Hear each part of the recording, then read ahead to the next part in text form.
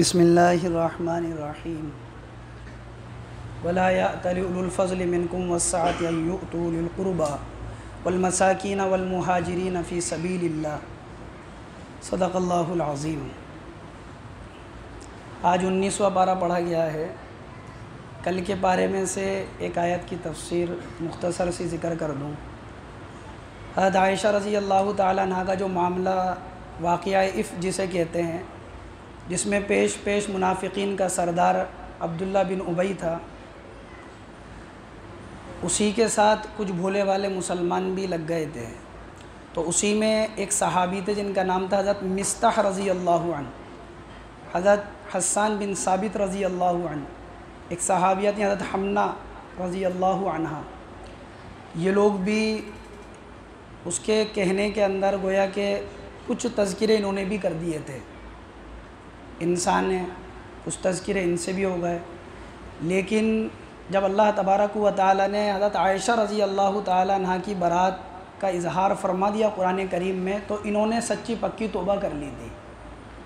حضرت مصطح رضی اللہ عنہ یہ بدری صحابی ہیں، اس لیے کسی بھی صحابی کے بارے میں ہمارے ذہن میں ذرے کے برابر بھی کوئی بات نہیں آنا چاہیے، کیونکہ جو صحابہ کا مقام ہے اس مقام کو کوئی بھی نہیں پہنچ سکتا، ہم میں سے کبھی بھی نہیں پہنچ سکتا۔ اس لیے یہ سب صحابہ وہ تھے کہ کچھ صحابہ جنہوں نے اس طرح کے تذکرے میں شریک ہوئے، بعد میں توبہ کر لی، اسی کا تذکرہ اللہ تعالیٰ نے اس آیت میں فرمایا وَلَا يَأْتَلِ أُولُو الْفَضْلِ مِنْكُمْ وَالسَّعَةِ۔ حضرت ابوبکر صدیق رضی اللہ عنہ نے یہ قسم کھا لی تھی، یہ سوچ لیا تھا کہ اب میں مصطح کے اوپر خرچ نہیں کیا کروں گا، پہلے خرچ کیا کرتے تھے، تو اللہ نے حکم دیا جیسے تم پہلے خرچ کرتے تھے ایسے ہی خرچ کرتے رہو۔ تو اس طرح حضرت ابوبکر صدیق رضی اللہ عنہ پھر واپس ویسے ہی خرچ کرنے لگ گئے۔ 19واں پارہ پڑھا گیا ہے۔ 19واں پارہ شروع ہوتا ہے وَقَالَ الَّذِينَ لَا يَرْجُونَ لِقَاءَنَا لَوْلَا أُنزِلَ عَلَيْنَا الْمَلَائِكَةُ أَوْ نَرَى رَبَّنَا لَقَدِ اسْتَكْبَرُوا فِي أَنفُسِهِمْ وَعَتَوْا عُتُوًّا كَبِيرًا۔ مشرکین مکہ اللہ کے نبی پر یہ اعتراض کیا کرتے تھے کہ اللہ کو اگر نبی بنانا تھا، آپ نبی ہیں، تو اللہ کسی فرشتے کو نازل کرتا، یا تو وہ فرشتہ آ کر بتاتا کہ بھئی یہ نبی ہیں، یا وہ فرشتہ اللہ کی طرف سے آتا تو ہم مانتے۔ دوسری چیز یہ کہتے تھے کہ اگر آپ نبی ہیں تو اللہ ہمیں خود آ کر کہے، ہمیں اللہ دکھتا کیوں نہیں ہے، اللہ براہ راست ہم سے کہے کہ یہ نبی ہیں۔ تو اللہ تبارک و تعالیٰ اسی کا تذکرہ فرماتے ہیں وَقَالَ الَّذِينَ لَا يَرْجُونَ لِقَاءَنَا، جو لوگ ہماری ملاقات کی توقع نہیں رکھتے، ان کو یقین نہیں ہم سے ملنے کا، تو وہ کہتے ہیں لولا انزل علینا الملائکہ، کہ اللہ اگر فرشتے کو نازل کر دیتا، او نرا ربنا، یا اللہ کو ہم دیکھ لیتے۔ اللہ قرآن میں کہتے ہیں لقد استکبروا فی انفسہم وعتوا عتوا کبیرا، یہ اپنے نفس کے اندر اپنے آپ کو بہت بڑا سمجھ رہے ہیں، بڑی سرکشی اختیار کر رہے ہیں۔ اللہ تبارک و تعالیٰ فرماتے ہیں جس دن یہ فرشتے کو دیکھ لیں گے، یوم یرون الملائکہ، جس دن یہ فرشتے کو دیکھ لیں گے، کون سے فرشتے کو؟ جو ان کو عذاب کی طرف لے کر جائے گا، جہنم کی طرف لے کر جائیں گے، اس فرشتے کو دیکھ لیں گے۔ لا بشرا یومئذ للمجرمین، اس دن مجرمین کے لیے کوئی بشارت نہیں ہوگی، اس دن پناہ مانگیں گے۔ آج کہہ رہے ہیں فرشتہ دکھا دو، جب فرشتہ دکھا دیں گے ان کو تو پناہ مانگیں گے۔ اللہ تعالیٰ نے اس کا تذکرہ کیا۔ دوسرا اللہ رب العزت نے تذکرہ کیا وَيَوْمَ يَعْضُ الظَّالِمُ عَلَى يَدَيْهِ يَقُولُ يَا لَيْتَنِي اتَّخَذْتُ مَعَ الرَّسُولِ سَبِيلًا یا وَيْلَتَىٰ لَيْتَنِي لَمْ أَتَّخِذْ فُلَانًا خَلِيلًا۔ مکۃ المکرمہ میں دو شخص رہا کرتے تھے، ایک کا نام عقبہ ابن ابی معیط، ایک کا نام ابی بن خلف۔ دونوں اللہ کے منکر تھے، کافر مشرک تھے دونوں۔ عقبہ ابن ابی معیط کا معاملہ یہ تھا کہ جب بھی سفر میں سے آتا تھا تو مکہ کے جو معزز لوگ ہوا کرتے تھے ان کی دعوت کیا کرتا تھا۔ ایک مرتبہ سفر میں سے آیا، مکہ کے لوگوں کو بلایا، جو معزز لوگ اپنی نظر میں سمجھتا تھا، جناب رسول اللہ صلی اللہ علیہ وسلم کی بھی دعوت دی، آپ کو بھی بلایا۔ آپ جب اس کے گھر پر پہنچے، کھانا سامنے آ گیا، تو اس نے کہا کہ آپ شروع کریں کھانا۔ تو اللہ کے نبی نے کہا کہ میں نے تیری دعوت کو قبول کیا، لیکن میں کھانا تب کھاؤں گا جب تم میری دعوت کو قبول کرے گا۔ نے کہا کہ تمہاری دعوت کیا ہے، آپ کی دعوت کیا ہے؟ تو آپ نے فرمایا میری دعوت یہ ہے کہ تو اللہ کے ایک ہونے کا اقرار کر لے، اشہدو ان لا الہ الا اللہ واشہدو ان محمدًا عبدہ ورسولہ، تو اس بات کی گواہی دے کہ اللہ کے سوا کوئی معبود نہیں۔ یہ چھوڑ دے کہ 360 سے ہوتا ہے، یہ چھوڑ دے کہ لات اور عزہ اور منات اور ثالث اور یغوث اور یعوق اور نصرہ اور حبل اور نائلہ سے ہوتا ہے، ان سب کو چھوڑ دے، ان سب کو دلوں سے نکال دے اور کہہ کہ ایک اللہ سے ہوتا ہے، ایک اللہ کرنے والے ہیں، تو میں تیری دعوت کو قبول کروں۔ تو اس نے کلمہ پڑھ لیا۔ آپ علیہ السلام نے اپنے وعدے کے مطابق کھانا نوش فرما لیا، آپ نے کھانا کھا لیا وہاں پر۔ آپ علیہ السلام کھانے سے فارغ ہو کر اپنے مقام پر آ گئے۔ ابی بن خلف کو پتہ لگا کہ میرے دوست نے کلمہ پڑھ لیا، تو ابی بن خلف بڑا غصے ہوتا ہوا آیا اس کے پاس، یار عقبہ ابن ابی معیط تو کیسا انسان ہے کہ تو نے ان کا کلمہ پڑھ لیا؟ تو یار میں کیا کرتا، وہ میرے یہاں دعوت کے اندر آئے تھے، انہوں نے شرط لگائی تھی کہ کھانا تب کھائیں گے جب کلمہ قبول کرے گا، اگر وہ چلے جاتے تو لوگ بھی چلے جاتے، اس لیے میں نے کلمہ پڑھ لیا۔ یوں کہا کہ میری اگر اور تیری دوستی کو باقی رکھنا تو چاہتا ہے تیرے اور میرے تعلق بنے رہیں، یہ تعلق برقرار رہیں، تو تو ابھی جا اور محمد صلی اللہ علیہ وسلم کی شان میں گستاخی کر کرا، ان کے کلمے کا انکار کر کرا، ان کو برا بھلا کہہ کرا۔ اس نے کہا کہ ٹھیک ہے، میں تیری اور میری دوستی کو نہیں توڑ سکتا۔ یہ عقبہ ابن ابی معیط یہاں سے چلا، اللہ کے نبی کو برا بھلا کہا اور جو کلمہ قبول کیا تھا اس کلمے کا انکار کیا۔ اللہ تبارک و تعالیٰ کا کرنا ایسا ہوا، جب بدر کا موقع ہوا تو اللہ تبارک و تعالیٰ ان دونوں کو جہنم واصل کر دیا، دونوں کے دونوں بدر کے دن مارے گئے۔ اللہ تعالیٰ انہی کا تذکرہ فرما رہے ہیں، وَيَوْمَ يَعْضُ الظَّالِمُ عَلَى يَدَيْهِ يَقُولُ يَا لَيْتَنِي اتَّخَذْتُ مَعَ الرَّسُولِ سَبِيلًا۔ اس دن ظالم اپنے ہاتھ کو کاٹے گا اور اتنا چبائے گا کہ گویا کہ یہاں تک چباتا چلا جائے گا اور کہے گا کہ کاش میں رسول ہی کے ساتھ اپنے راستے کو اختیار کر لیتا۔ یا ویلتا لیتنی لم اتخذ فلانا خلیلا، اے کاش میں اپنے دوست کی بات کو نہیں مانتا، یعنی ابی بن خلف کی بات کو نہیں مانتا۔ لقد اضلنی، اس نے مجھے گمراہ کر دیا، لقد اضلنی، اس نے مجھے گمراہ کر دیا بعد اس کے کہ میرے پاس نصیحت آ چکی تھی۔ جب میرے پاس نصیحت آ گئی، ایمان کی بات آ گئی، دعوت آ گئی، پھر بھی میں نے اس کی بات کو قبول کر میں نے ان کا انکار کر دیا، قیامت میں افسوس کرے گا کہ میں جہنمیوں میں سو گیا۔ یہ حکم عام ہے ساری انسانیت کے لیے۔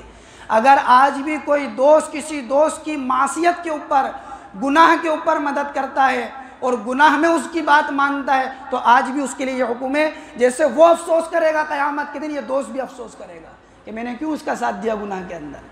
اللہ تعالیٰ نے اس کا تذکرہ کیا۔ تیسری بات، اللہ تبارک و تعالیٰ نے جس چیز کا تذکرہ کیا، حضرت سلیمان علیہ السلام کا تذکرہ کیا۔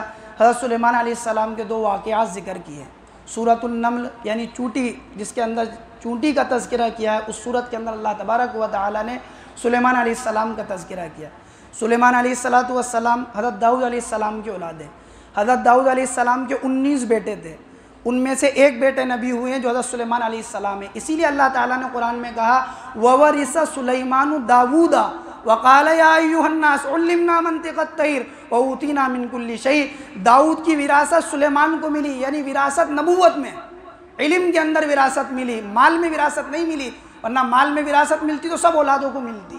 فرمایا کہ وراثت کس چیز میں ملی؟ علم میں، اور انبیاء کا جو علم ہوتا ہے نبوت والا، اس علم میں وراثت ملی۔ اللہ تعالیٰ نے سلیمان علیہ السلام کو نبی بنایا، اور ایسا نبی بنایا فَسَخَّرْنَا لَهُ الرِّيحَ تَجْرِي بِأَمْرِهِ رُخَاءً حَيْثُ أَصَابَ وَالشَّيَاطِينَ كُلَّ بَنَّاءٍ وَغَوَّاصٍ۔ اللہ نے ہواؤں کو ان کے لیے مسخر کر دیا۔ اللہ تعالیٰ نے چرند اور پرند کی بولی ان کو سکھا دی۔ اللہ تبارک و تعالیٰ نے ایسی بادشاہت اور ایسی نبوت عطا فرمائی، فرما ملک لا ينبغي لأحد من بعدی، اے اللہ ایسی بادشاہت عطا فرما کہ میرے بعد کسی کو نہ دینا۔ چرند اور پرندوں کی بولی سمجھتے تھے۔ ایک مرتبہ سلیمان علیہ السلام جا رہے تھے، عام طور پہ جو سفر ہوتا تھا وہ ہواؤں کا سفر ہوتا تھا، سلیمان علیہ السلام کا زمینی سفر ہو رہا تھا، اور سفر میں جا رہے تھے تو سلیمان علیہ السلام درندوں کی، چرندوں کی، پرندوں کی بولی سمجھتے تھے۔ تو سلیمان علیہ السلام کی کان میں ایک آواز آئی، حتی اذا اتوا علی وادی النمل قالت نملۃ یا ایھا النمل ادخلوا مساکنکم۔ چونٹیاں ایک جگہ، ایک بستی میں رہا کرتی تھی۔ یہ بستی کہاں پر تھی؟ کہتے ہیں کہ ملک شام میں تھی، یا طائف میں یہ بستی تھی۔ فرمایا اس بستی کے اندر چونٹیاں موجود ہیں۔ تو ایک چونٹی نے اپنی دوسری چونٹیوں کو آواز لگائی۔ یہ چونٹی جو ان ساری چونٹیوں کی سردار تھی، مؤنث تھی، پیر سے معذور تھی، اس کا نام منذرہ یا طاخیہ اس کا نام لکھا ہے مفسرین نے۔ اس نے کہا یا ایھا النمل ادخلوا، اے چونٹیوں تم اپنے بلوں کے اندر داخل ہو جاؤ، مساکنکم لا یحطمنکم سلیمان وجنودہ وہم لا یشعرون، کہیں ایسا نہیں ہو کہ سلیمان اور اس کا لشکر تمہیں پیستا ہوا چلا جائے اور ان کو شعور بھی نہیں ہو، ان کو پتہ بھی نہیں لگے۔ حضرت سلیمان علیہ السلام نے اس چونٹی کی آواز 3 میل دور سے سن لی تھی۔ 3 میل کا مطلب ہے 1 میل تقریباً 1.5 کلومیٹر کے قریب کا ہوتا ہے۔ 3 میل دور سے حضرت سلیمان کے کان میں جب آواز پڑی ہے فَتَبَسَّمَ ضَاحِكًا مِّن قَوْلِهَا، اس کی بات کو سن کر مسکرانے لگے۔ وَقَالَ رَبِّ أَوْزِعْنِي أَنْ أَشْكُرَ نِعْمَتَكَ الَّتِي أَنْعَمْتَ عَلَيَّ وَعَلَى وَالِدَيَّ وَأَنْ أَعْمَلَ صَالِحًا تَرْضَىٰ، اللہ کا شکر ادا کیا اس چیز کے اوپر کہ اللہ نے میرے اوپر، میرے والد کے اوپر اللہ تعالیٰ نے انعام فرمایا، وہ عمل کرنے کی توفیق دی جس سے اللہ راضی ہوتا ہے۔ کہتے ہیں کہ اس چونٹی نے اپنی چونٹیوں سے یہ کیوں کہا تھا کہ بلوں کے اندر چلی جاؤ؟ مفسرین کہتے ہیں ایک وجہ تو یہ تھی کہ سلیمان علیہ السلام کا لشکر آ رہا تھا، تو چونٹیوں پر پیر رکھ کر چلا جاتا، چونٹیاں مر جاتی، اس لیے اپنی چونٹیوں کی فکر کری، اپنی قوم کی فکر کری کہ کہیں تم ہلاک نہیں ہو جاؤ، برباد نہیں ہو جاؤ، اس لیے تم بلوں کے اندر چلی جاؤ۔ دوسرے مفسرین یہ لکھتے ہیں کہ وجہ اس کی یہ تھی کہ سلیمان علیہ السلام اب تو اپنے لاہو لشکر کے ساتھ چلا کرتے تھے، حشم، خدم، چرین، پرین، جنات سب آپ کے ساتھ چل رہے ہیں، تو اس چونٹی نے اپنی دوسری چونٹیوں سے اس لیے کہا تھا کہیں سلیمان کا لشکر، اس کا حشم و خدم، اس کی سلطنت، اس کی بادشاہت، اس کی نبوت دیکھ کر یہ جو چونٹیاں ہیں یہ اللہ کی نعمتوں کی ناشکری میں مبتلا نہیں ہو جائیں، کہ یوں نہیں کہنے لگے کہ سلیمان کو تو کتنا دیا، ہم ایسی مخلوق ہے، ادنا مخلوق ہے، اس لیے کہا بلوں میں چلے جاؤ تاکہ ناشکری نہیں ہو۔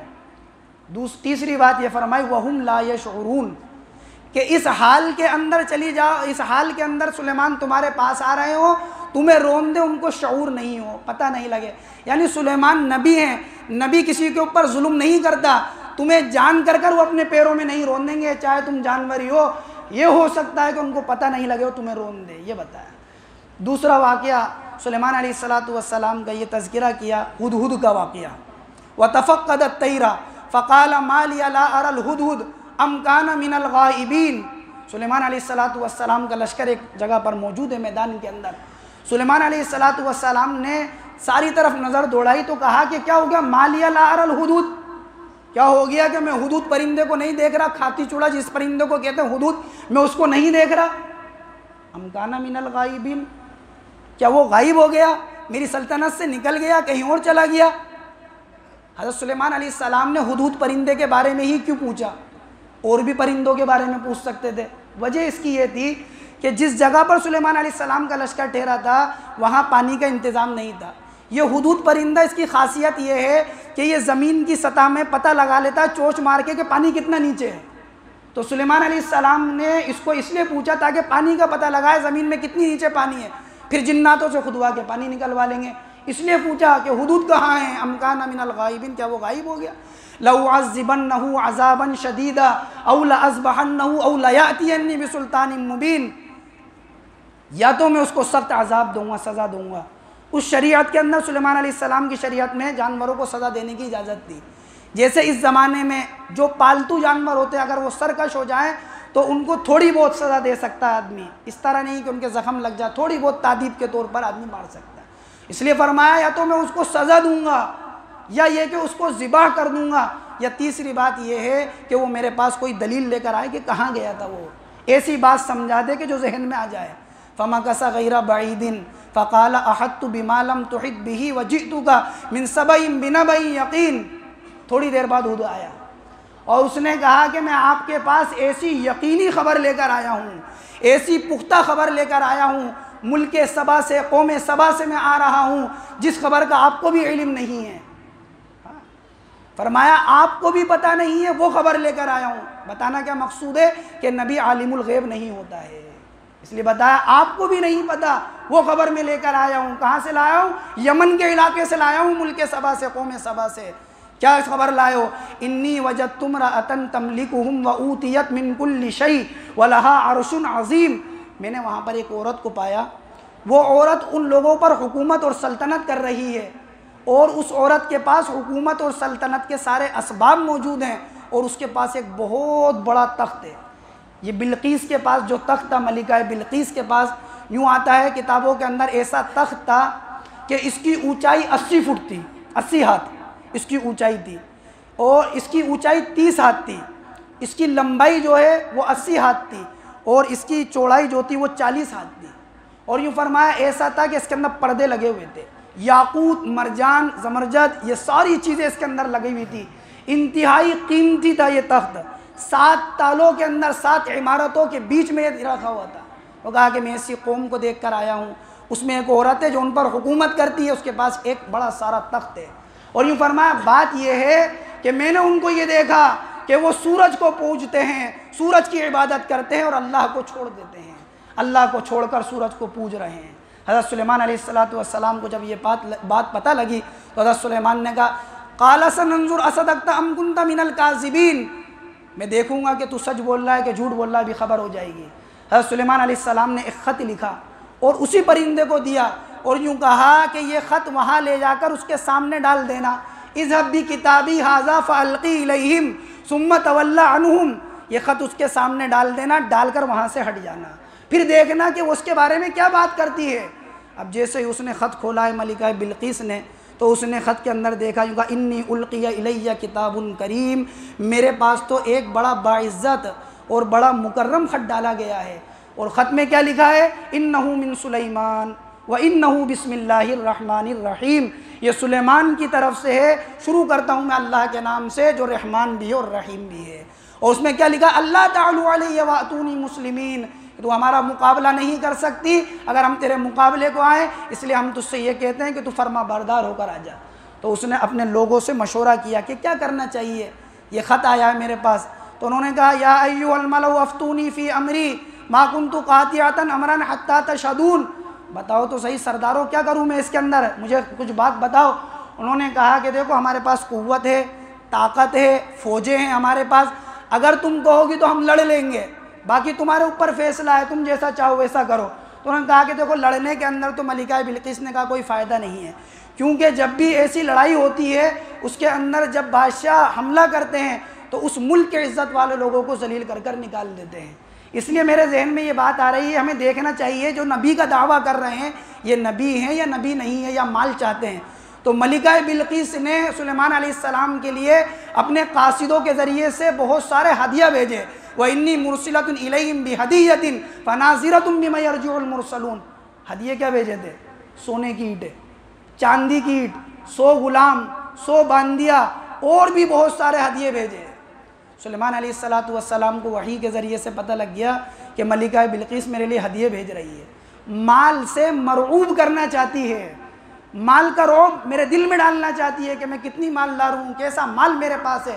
سلیمان علیہ السلام کو جب جیسے ہی پتہ لگا تو سلیمان علیہ السلام نے اپنی حکومت والوں سے کہا کہ تم یہاں پر اینٹیں بچھانا شروع کرو، اور اینٹیں کائی کی، سونے چاندی کی، اور کتنی دور تک بچھائی، 30 میل تقریباً 45 کلومیٹر تک سونے چاندی کی اینٹیں بچھا دو، فرمایا تاکہ وہ ہمارے کو دیکھے، وہ مال لے کر آ رہے ہیں تو ہمیں بھی تو دیکھے کہ ہم کون ہیں۔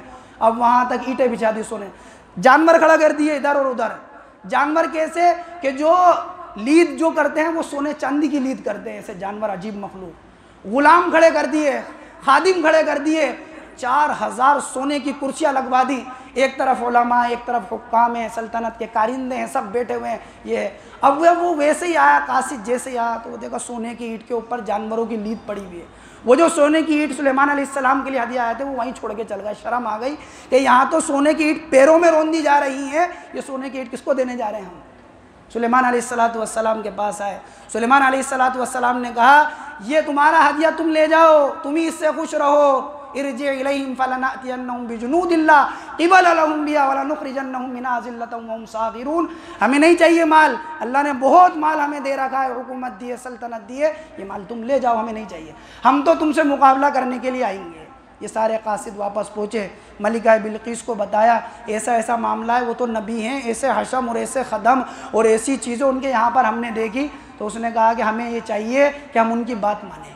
یہ اپنی حکومت اور سلطنت کے لوگوں کے ساتھ یہاں سے سلیمان علیہ السلام کی بات ماننے کے لیے چلی ملکہ بلقیس، 12000 سردار لے کر چلی، ہر سردار کی ماتحتی میں 1,00,000 فوج ہے، اور یہ لے کر چل رہی ہے۔ سلیمان علیہ السلام کو اس کے آنے کا معلوم ہوا کہ وہ وہاں سے آ رہی ہے۔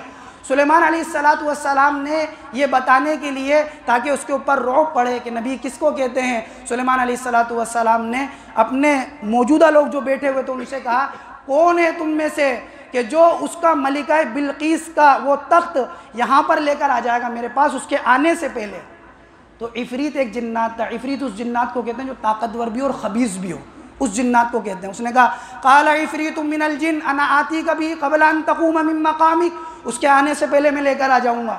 حضرت سلیمان نے کوئی جواب نہیں دیا۔ ایک علم والے بیٹھے تھے وہاں پر، قال الذی عندہ علم من الکتاب، جن کے پاس کتاب کا علم تھا یعنی تورات کا علم تھا، انہوں نے کہا میں لے کر آ جاؤں گا قبل ان یرتد الیک طرفک، اس سے پہلے کہ پلک جھپکے۔ یہ کون تھے؟ یہ علم والے، یوں کہا سلیمان علیہ السلام کے خالہ زاد بھائی تھے، بعض نے کہا کہ سلیمان علیہ السلام کے ساتھیوں میں سے تھے یہ، انہوں نے کہا پلک جھپکے گی نہیں اس سے پہلے لے کر آؤں گا۔ سلیمان علیہ السلام نے جیسے ہی دیکھا تخت وہاں پر موجود ہے۔ سلیمان علیہ السلام نے کہا نکروا لها عرشها ننظر اتهتدی ام تکون من الذین لا یهتدون، اس میں تھوڑی تبدیلی کر دو، اس کے ہیرو کو بدل دو تاکہ ہم اس کو آزمائیں، اس کے ذہن کو کیسا اس کا ذہن۔ یہ دکھانا چاہتے تھے کہ 7 تالوں میں بند تھا وہ تخت، اس کو کون یہاں پر لے کر آیا، یہ کون ہے جو یہاں پر پہنچا رہا ہے؟ وہ اللہ کی قدرت ہے، جس اللہ تبارک و تعالیٰ نے ایسے علم والے پیدا کیے کہ جن کی پلک جھپکنے کے برابر اتنی دیر میں تخت یہاں پر موجود ہے۔ وہ اللہ کے ولی ہیں اور اللہ کے دوست ہیں، جن کی شان میں اللہ نے قرآن میں کہا تھا الا ان اولیاء اللہ لا خوف علیہم ولا هم یحزنون، اللہ کے ولیوں پر کوئی خوف کوئی رن نہیں ہوتا۔ یہ علم والے تھے، یہ جو پلک جھپکنے کے برابر لیا وہاں پر موجود ہے، تھوڑی تبدیلی کر دی۔ اب جیسے ہی ملکہ بلقیس آئی ہے تو اس سے پوچھا گیا اہٰذا عرشک، ایسا ہی ہے تیرا تخت، جیسا یہ تخت ہے، کأنہ ہوا، ایسا لگتا ہے گویا کہ یہ وہی ہے۔ کیا کہا؟ کأنہ ہوا، ایسا لگتا ہے جیسا وہ میرا تخت ہے ویسا ہی تخت ہے۔ حضرت سلیمان علیہ السلام سے اس نے کہا کہ میں تو آپ کے علم کو مان چکی، وَأَسْلَمْتُ مَعَ سُلَيْمَانَ لِلَّهِ رَبِّ الْعَالَمِينَ، اور میں آپ کے اوپر، آپ کے رب کے اوپر ایمان لا چکی، آپ کی نبوت کا اظہار کر چکی، آپ کی نبوت کا اقرار کر چکی۔ سلیمان علیہ السلام نے ملکہ بلقیس کے لیے ایک محل بنوایا تھا، شیش محل، ایسا محل تھا کہ پورا شیشے کا بنا ہوا تھا، بیچ میں ایک حوض تھا، اس میں پانی تھا، اس پانی کے اوپر شیشہ بچھا ہوا تھا، نیچے مچھلیاں تھیں۔ سلیمان علیہ السلام نے کہا قیل لا دخل السرح، محل میں داخل ہو، فلما رأته حسبته لجدا وکشفت عن ساقیہا، کہا جیسے ہی محل میں گئی اور اس شیشے پہ چلنے لگی جس کے نیچے پانی تھا، تو ایسے پائنچوں کو اٹھا لیا، پنڈلیوں کو، ایسا لگا کہ گویا کہ پانی میں میرا پیر ہے۔ سلیمان علیہ السلام نے کہا یہ پانی نہیں ہے تو شیشہ ہے، شیش محل ہے۔ سلیمان علیہ السلام پر وہ ایمان لے کر آئی، اللہ رب العزت کو مانا۔ مفسرین لکھتے ہیں پھر اس ملکہ بلقیس نے اپنے ماتحتوں کے ساتھ ایمان کو بھی قبول کیا، سلیمان علیہ السلام سے اس کا نکاح بھی ہوا۔ سلیمان علیہ السلام نے واپس اس کو یمن کی طرف بھیج دیا۔ ہر مہینے میں 3 دن سلیمان علیہ السلام وہاں جایا کرتے تھے۔ بعض مفسرین نے یہ بھی لکھا ہے کہ سلیمان علیہ السلام نے ملکہ بلقیس کے لیے یمن کے اندر 3 بڑے بڑے محل بنائے تھے۔ اللہ تعالیٰ نے ان واقعات کا اس میں تذکرہ کیا۔ اللہ تعالیٰ مجھے آپ کو عمل کی توفیق نصیب فرمائے۔ سبحان اللہ و بحمدہ، سبحان اللہ، اشہد ان لا الہ الا اللہ۔